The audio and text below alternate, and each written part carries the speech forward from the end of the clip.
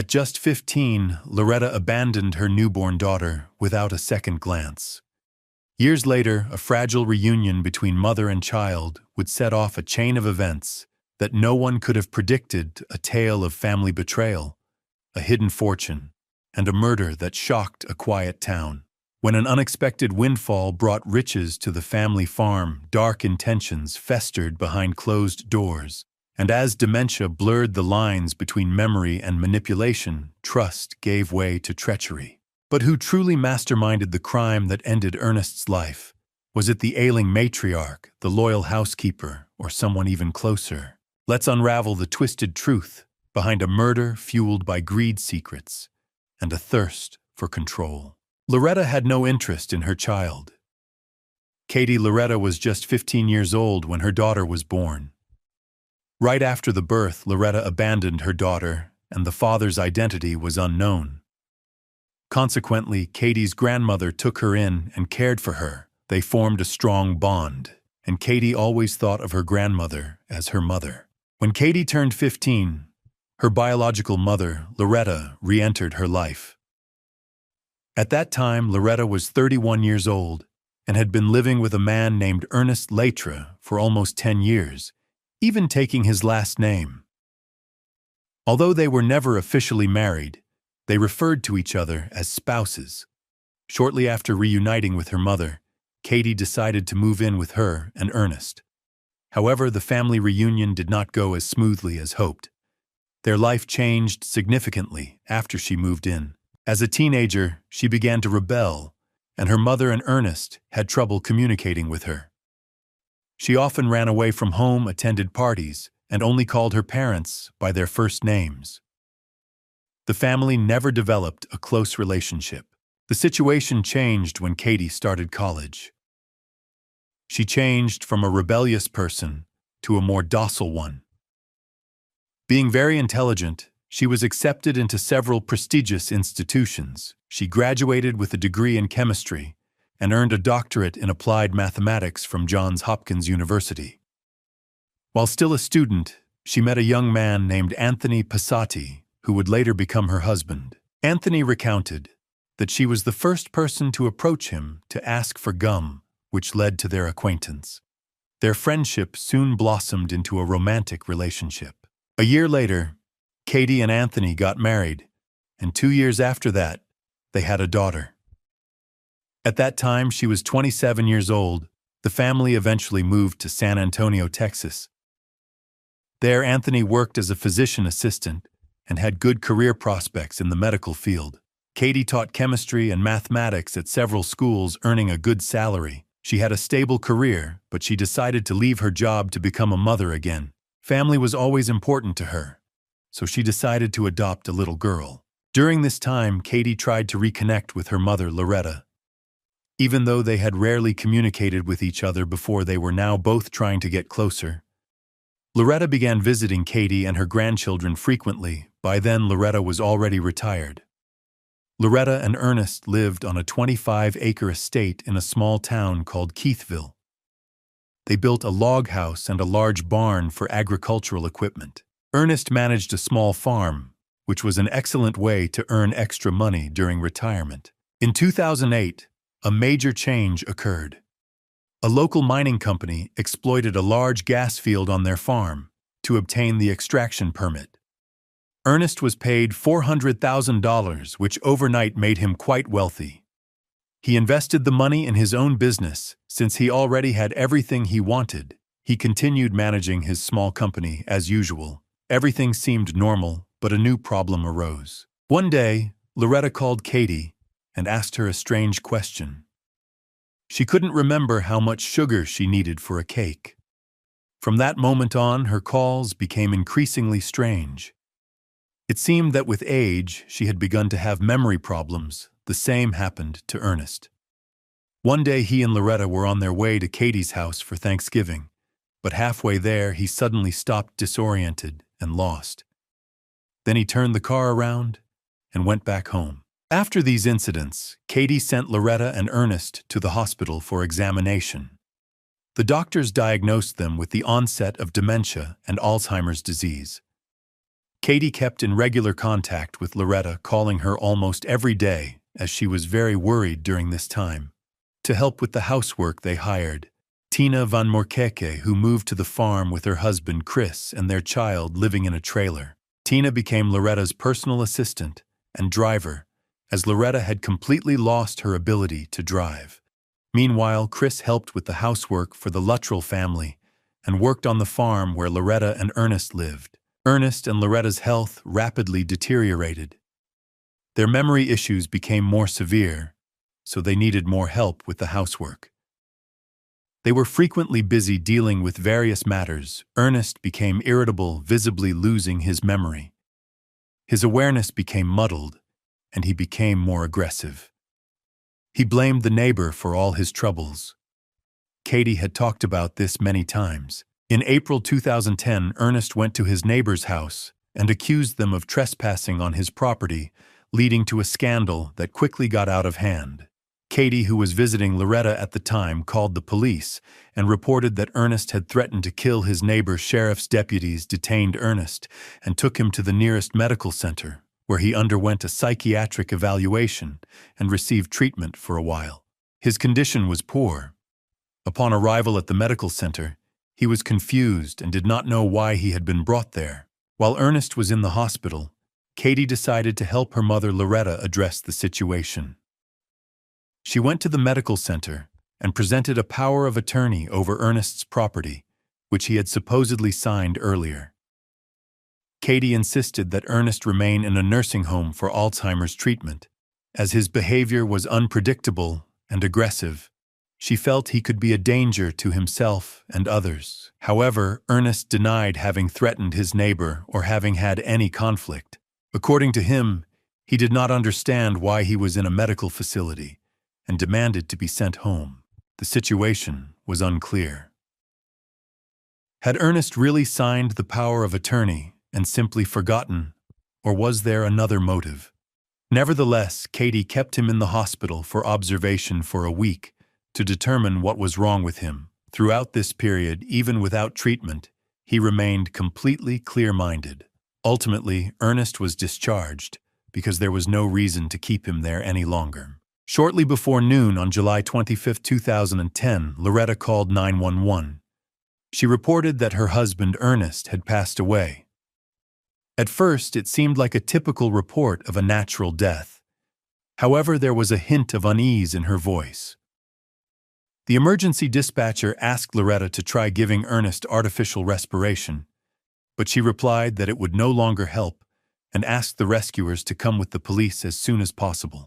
Sheriff's deputies arrived at the scene within minutes. Outside the house, they found Loretta, who was known to suffer from Alzheimer's disease.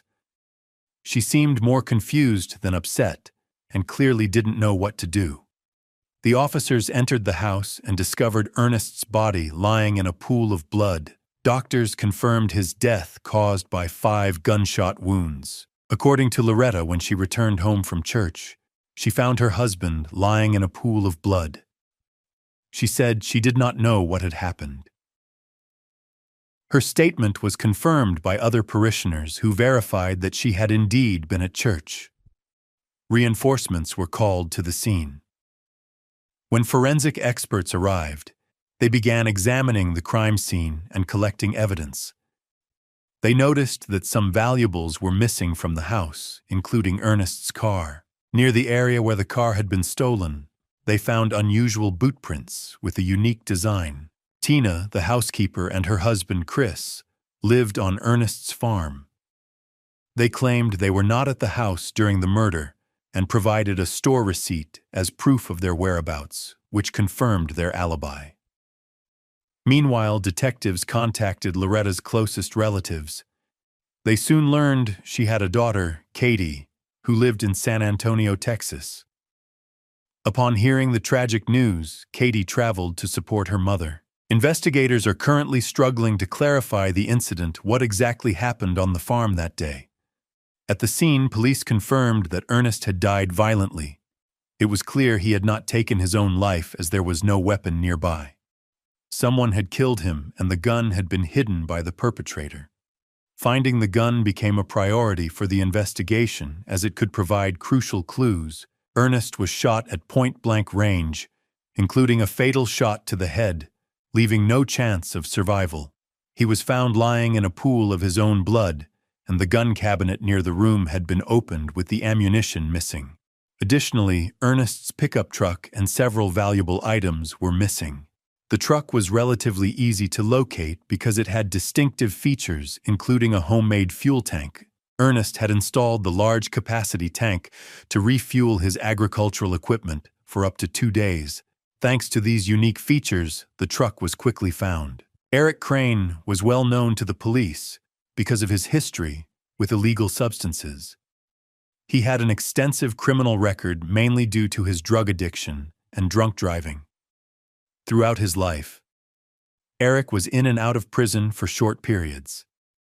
He was found just 2 days after the murder and was immediately arrested while driving Ernest's pickup truck. He was taken to the police station for official questioning. However, he categorically denied any involvement in the crime. He claimed he was at work at the time of the murder, but his alibi could not be confirmed by his colleagues. Moreover, he could not explain how he ended up driving Ernest's vehicle. His boots also had a unique tread pattern, which resembled the shoe prints found at the crime scene.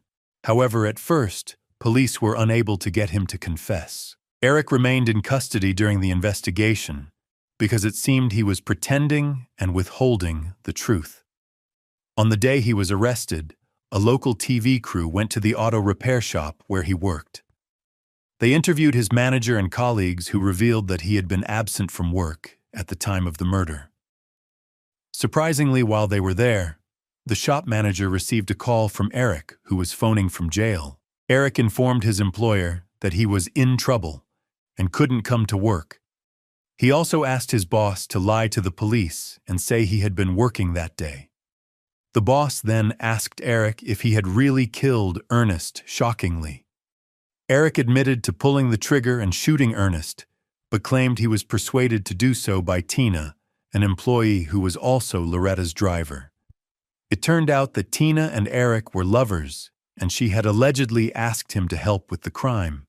Eric further claimed that Loretta herself was the mastermind behind it all. According to Eric, Loretta staged her attendance at church to create a false alibi. She waited there until Ernest had been killed. Afterward, Eric called Tina from prison to discuss details of the crime. A few hours later, a recording of this conversation reached the police station. Investigators now needed to determine whether Eric was telling the truth and if Tina and Loretta were truly involved. On July 28th, Tina was brought in as a suspect. She denied any involvement and claimed ignorance of the incident, but her motives seemed suspicious. Ernest had always been very kind to Tina, providing housing for her family and giving her a stable job. In her situation, it would have been wise to maintain this relationship as long as possible. So why would she kill her benefactor? It seemed illogical. However, detectives suspected she was lying. In an effort to confirm their suspicions, they searched her belongings and found a bank card belonging to Ernest in her purse. A database check revealed that months before the murder, Ernest and Loretta had filed a complaint against Tina for stealing money. Eventually, they had decided to forgive her and not press charges. Under pressure, Tina confessed that she had continued stealing from Ernest. Her husband, Chris, revealed that the night before the murder, they had a fight, and Tina spent the night at a hotel. It was discovered that Tina had spent that night with Eric, where they planned the attack on Ernest. After several hours of interrogation, Tina finally confessed that Eric had murdered Ernest, but insisted that Loretta was the one who orchestrated everything. According to Tina, Loretta had approached her and suggested that Ernest needed to die. Initially, Tina refused, but Loretta coerced her into participating. The motive for the crime was financial. Shortly before his death, Ernest had promised to pay off his granddaughter's tuition debts. Katey's daughter, the granddaughter, was at risk of being expelled over a mere $50 shortfall and Katey was struggling financially. However, when it came time to fulfill his promise, Ernest refused to pay. The 50 Loretta became furious over what she saw as his stinginess and decided he deserved to die. She then asked Tina and Eric for help, promising them $11,000. The crime was intended to look like a robbery, so Loretta allowed Eric to take Ernest's gun and other personal belongings. Consequently, the gun and several valuables were missing from the house. Eric had stolen the murder weapon and later disposed of it. Of course, Tina and Eric's testimony alone was not enough to arrest Loretta. Before taking any action, the police asked Tina to call Loretta. Her task was to talk to Loretta and try to get her to confess. Tina agreed, hoping to make a deal with the prosecution to reduce her own sentence. She also needed to testify against both Eric and Loretta. Following the plan, Tina called Loretta. While the police recorded and monitored the conversation, Tina told Loretta that Eric would be released on bail within an hour and that she needed $1,000 to cover the bail cost. Loretta agreed to help and asked for more time to gather the money. This provided evidence of Loretta's connection with Tina and Eric, but it still fell short of obtaining a confession to the murder. Ernest's funeral was held on July 29th. After the ceremony, Loretta was arrested as she left the cemetery. She was charged with hiring Eric to kill her husband, Ernest, and was taken to the police station for questioning. Despite the accusations, Loretta denied any involvement. The police pressed her, accusing her of attending church that day, while knowing Ernest would be killed and claiming she had orchestrated the crime.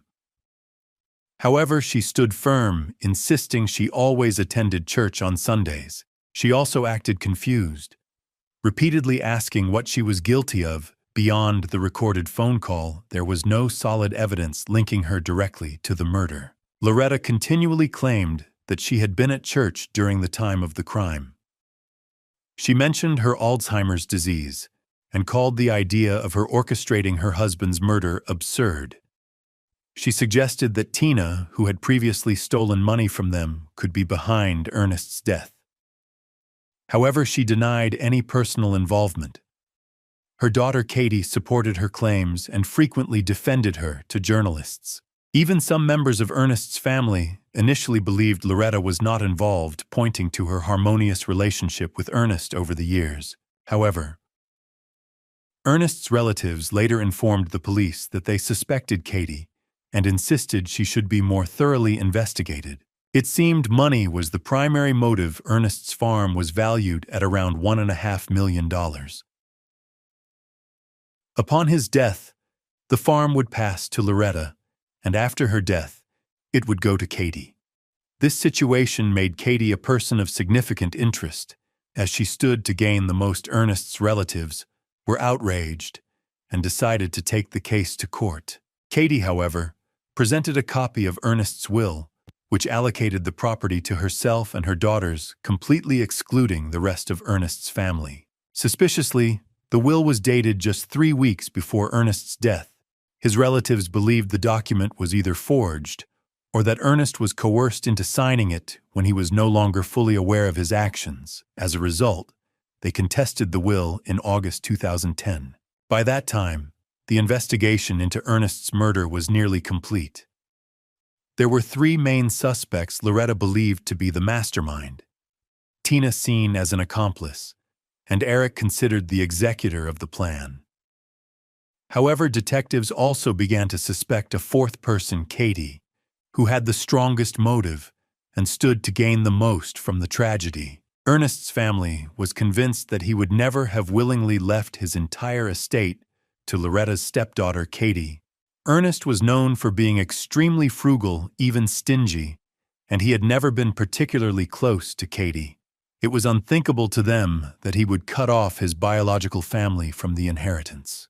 While the prosecution prepared to try Loretta, Tina, and Eric, the legal battle over the inheritance intensified. Ernest's family focused on proving that the will presented by Katey was a forgery. Their main evidence was the highly suspicious signature of a notary public named Penny Penner, whose involvement raised serious doubts about the legitimacy of the document. On October 19th, the police visited Penny the notary. At first, she claimed she had signed the documents on July 1st, nearly a month before Ernest's death. She stated that she signed them at her home in the presence of several witnesses, including Loretta. However, under pressure, she later confessed that the will was indeed forged, admitting she had signed it after Ernest's death. When questioned further, Penny revealed that Katey had approached her after Ernest was murdered. According to Penny, Katey explained that Ernest had died suddenly without having time to properly draft a will and that he had no living relatives to claim the inheritance. Katey expressed concern that her mother Loretta, who suffered from Alzheimer's disease, would have difficulty registering the property, potentially resulting in the state seizing it. Feeling sympathy for Katey, Penny did not investigate the true circumstances and decided to help her. However, when faced with criminal charges, she chose to tell investigators the truth. To avoid prosecution, she agreed to cooperate with the detectives by making several phone calls to Katey. Her task was to try to get Katey to confess to forging the documents. Following the plan, Penny called Katey claiming she was having problems with the police and needed details of the incident to draft a new document to distract the investigation. Katey answered several questions, which ultimately led to her conviction for her involvement in the forgery of the will. With enough evidence in hand, the police obtained a warrant to search Katey's house in San Antonio. They came looking for documents related to the forgery. When officers entered, Katey immediately reached for her purse. Fearing she might have a weapon, they handcuffed her. However, her purse contained no gun, only a letter with instructions for creating a fake document which she intended to destroy. Inside the house, police discovered boxes of documents, including copies of powers of attorney for the house and notes about Ernest's health. It appeared that Katey had been monitoring him for a long time, possibly waiting for the right moment to act. The police hoped to find evidence linking her directly to Ernest's murder, but found none. Although investigators strongly suspected that she had planned the murder alongside Loretta, they lacked direct proof. Ultimately, they had to release Katey and remove her handcuffs. However, they did not give up. Instead, they decided to change their strategy. Meanwhile, Loretta remained in jail without bail for a long time. Her Alzheimer's disease worsened, and she was eventually declared incompetent to stand trial. As a result, she was sent indefinitely to a psychiatric hospital for criminals. During this time, Loretta confessed to the crime, but her confession was not considered reliable due to her deteriorating mental condition. At trial, the prosecution doubted that Loretta could have planned the crime on her own. It seemed increasingly clear that she had assistance, most likely from her daughter Katey. Afterward, investigators turned their focus to Eric Crane. In June 2011, Eric pleaded guilty to the murder in exchange for a life sentence without the possibility of parole, thus avoiding the death penalty. As part of his plea deal, Eric was required to testify against everyone else involved in the crime. Detectives then applied pressure on Tina, threatening her with the possibility of facing the death penalty. This pressure was enough to break her. Tina eventually confessed, pleaded guilty, and agreed to testify against the other conspirators.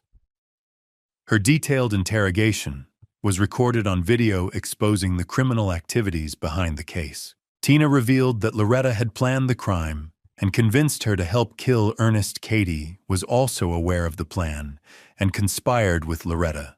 In return, Loretta promised Tina and her family that they could live in Ernest's house indefinitely. More than a year had passed since Ernest's murder, and finally, the investigation had gathered all the necessary evidence. On March 2, 2012, the police returned to San Antonio and went to Katey's house. They forced their way in, breaking down the door. Katey's husband watched helplessly as she was handcuffed and taken away. On April 25, 2013, Katey appeared in court, accused of committing murder in July 2010. She faced the possibility of life imprisonment without parole. The prosecution argued that her sole motive was to take over Ernest's farm. Initially, she had intended to place Ernest in a nursing home to take control of the property. She planned to fabricate a story about a scandal involving the neighbors and then trick him into signing a power of attorney. When this plan failed, she allegedly turned to a more violent alternative. By this time, Loretta's Alzheimer's disease had advanced, but Ernest remained in good health. Katey had always had a poor relationship with him, and it was clear that if Loretta died first, Ernest would deny Katey any inheritance. This gave her a motive to eliminate him, with one theory suggesting the murder was staged to look like a failed robbery. At trial, Tina claimed that she was forced to participate in the crime and had no other choice. She stated that Katey pressured and threatened her, promising payment in exchange for her help. However, Tina's testimony was not entirely convincing to the prosecution. Their other key witness was Eric, contrary to expectations. Eric testified that discussions about the murder involved only Tina. He claimed he never discussed it with Katey or Loretta, though he suspected Loretta's involvement. Later he added that if Katey had been involved, he would have known, but this was the first time he was hearing about her alleged role. The defense argued that Katey's actions were limited to document forgery and had nothing to do with Ernest's murder. According to her lawyer, Katey had used a notary's services to prevent her mother from inheriting the property, but this was unrelated to the killing. Loretta did not attend the hearings due to her deteriorating health. However, the prosecution played a recording of Loretta's testimony, where she admitted to involvement in the murder, but she made no mention of Katey. On May 14, 2013, after just an hour and a half of deliberation, the jury reached its verdict. Katey Passaniti was convicted of conspiracy to commit murder and of forging multiple documents. She was sentenced to life imprisonment without the possibility of parole. As they left the courtroom, Ernest's family thanked each juror for their decision. They also succeeded in contesting the will and ultimately inherited Ernest's entire estate. Despite the outcome, Katey continued to assert her innocence, visibly shocked and fearful after the verdict. Tina, who had cooperated with the prosecution, avoided the death penalty, but was sentenced to life in prison without parole. Loretta remained in a psychiatric facility until her death and never appeared in court. The tragic murder of Ernest Latre revealed far more than just a crime fueled by greed. It exposed the deep fractures of a family that had been broken long before a single shot was fired. What began decades earlier with Loretta's abandonment of her infant daughter spiraled into a legacy of betrayal, manipulation, and desperation.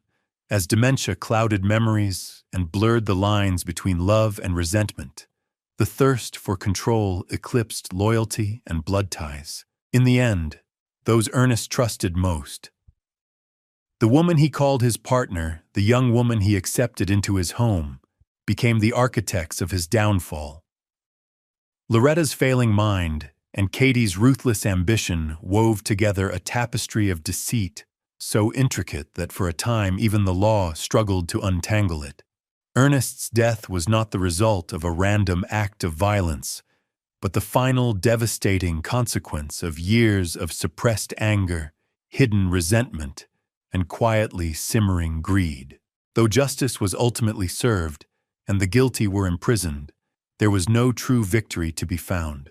Families were shattered, reputations destroyed, and a once peaceful farm became a symbol of loss and betrayal. Ernest's life, marked by hard work and resilience, ended in senseless violence at the hands of those he should have been able to trust most.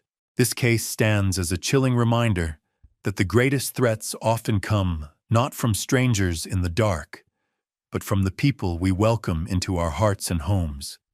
It is a tragic testament to the fragility of trust, the corrosive power of ambition, and the heartbreaking cost of unresolved wounds left to fester over generations.